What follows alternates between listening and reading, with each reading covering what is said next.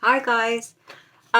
So today I wanted to make a little video about making your own probiotic yogurt. So there are several clients and several friends that I've been talking about this for a long time. Um, because it's a subject I'm into, but also because buying probiotics is can be quite expensive. So it's always really nice when you can do foods that you then eat as foods that are give you that probiotic input. For those who don't know, probiotics obviously are really good for the gut. Our gut health is really vital for our general health. So caring for your gut is really important for our general health. Um, the beauty of kind of eating probiotic foods is also that you don't need to be necking down capsules or pills all the time and just rattle when you walk. So it's much more fun when your actual foods are the medicinal things that you ingest. So today we're just doing a really, really simple thing. So I got some probiotics. So if you do buy some probiotics, like I've bought these at BioGaia. So these are Lactobacillus reuteri. And you don't need to use all of them. And once I get a batch of yogurt going, then I can always use the rest of that batch, put more milk, and make a new batch. So you don't always need to put, these capsules or these ones are tablets into the mix, but you can actually just keep on going, making more from a little bit that's left from the earlier batch. So it becomes really sustainable, and also the beauty of having that type of probiotics is that that the bacteria is actually alive. So when we buy supplements and capsules and tablets and things, we really can't tell whether the bacteria in the product or the capsule or whatever is still alive in order for us to get the full therapeutic effect. So when you make a fermented food like the yogurt is, when it ferments, that the bacteria is alive because they are the ones doing the fermentation. So in a certain way, that type of food is very alive. It hasn't been pasteurized. The bugs haven't been killed, and these are the good bugs, So we got good bugs, and then maybe the less beneficial bugs. At least if they become too numerous.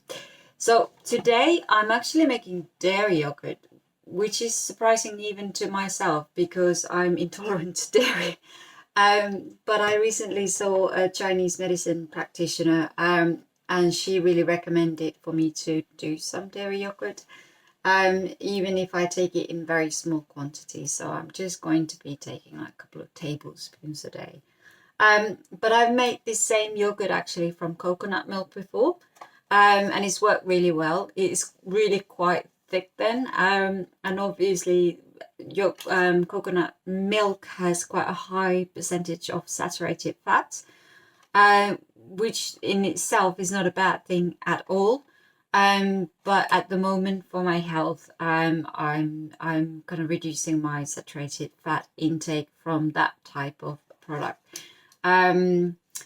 So I'm going to be trying the dairy milk. So this is really fancy milk, by the way. You can see it's in a glass bottle. It's not, oops, sorry, my oven is going crazy. So I bought it from this fancy new shop near me.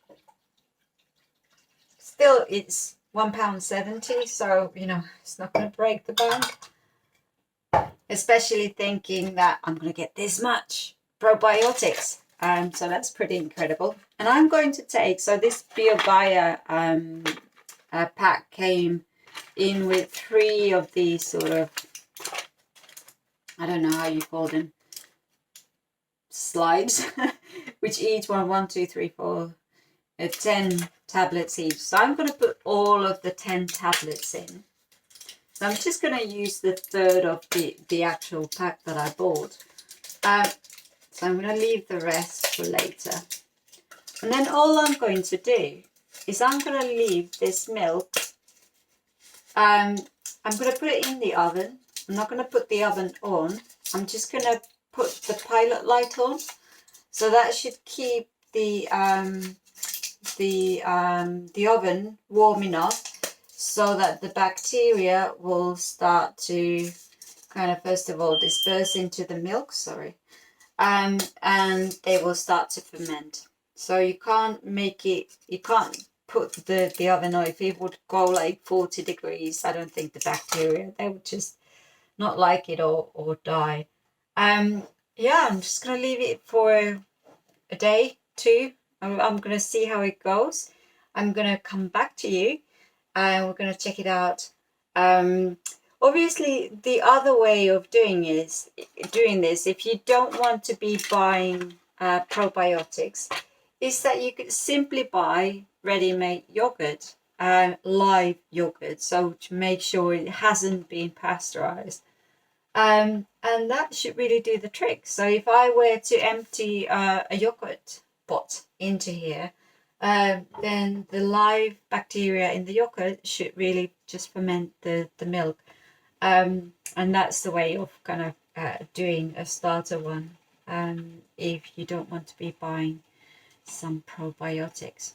So let's see, I'm going to put it in the oven and we'll see what it looks like. I don't know where to look in the phone, so I'm hoping I'm looking somewhere in the right direction. So we'll see tomorrow what it looks like. Hi everyone. So yesterday I started a yogurt and I made a little video, and we started it with some capsules of probiotics. So today it's 11 o'clock, so I did the first video yesterday afternoon. So it's not a long time. I've kept the milk with the probiotics in the oven with the signal light on, and I checked it this morning. And it wasn't, I like my yogurt to be really thick. It wasn't very thick at all. I could see that it started to ferment already, but it wasn't thick. So I added some inulin. So inulin is a sugar. It's I think a polysaccharide, and it's very kind of rich in things like Jerusalem artichokes and things like that, and it's really good for our gut microbiome. So beneficial bacteria really like inulin. They like munching it, and you can buy it on the health food shop or online. So I added some inulin into the milk, and this is a few hours later, so I must have done that at 6 o'clock. Now it's just over 11 o'clock, so yeah, about 5 hours ago. So I hope you can see this. There we are. Sorry about my oven, it's crazy. Oh, let me just try and find when you can see, and you can see the texture of yogurt. So it's really become quite thick. I really can't. Oh, that's it. There we go. So you can really start seeing the kind of yogurty texture there. It's much thicker as well. So I'm going to leave it to ferment a little bit more. And then what I could do is I could strain it. So I could strain the water away, and just leave the kind of the yogurty bit, so it becomes thicker every time you strain the water. Because as you may see, let me just see, I can show this in oh god, I don't know how to hold this. Anyway, you may see that it started to kind of separate, so there's quite a lot of water or whey there, and then there's the kind of the yogurty bit, and when companies make yogurt, the liquidy bit that looks like water, it's actually what's called whey. So it's also what is left on the cheese making process, and you can keep that water or whey. I mean, you can buy whey powder, as you know, and that is the same stuff, but the water has just been evaporated away. So yeah, you can drink it. And whey is supposed to be really good for a glutathione, which is a kind of molecule enzyme in our liver that detoxes environmental toxins, and kind of helps us to defend from oxidative stress, which is something that happens in all of us all the time when our cells do what they do. So yeah, I might keep mine actually and see how okay I am with that, bearing in mind that I'm not very good with milk products. So this is really an experiment for myself as well. But yeah, I'll show you what this is like in a few hours. I'm going to strain some of this whey away. Um, and yeah, let's see what happens. So this is only after fermentation, just overnight, just a little bit more than that. So yeah, let's see what the next episode brings. Hi there.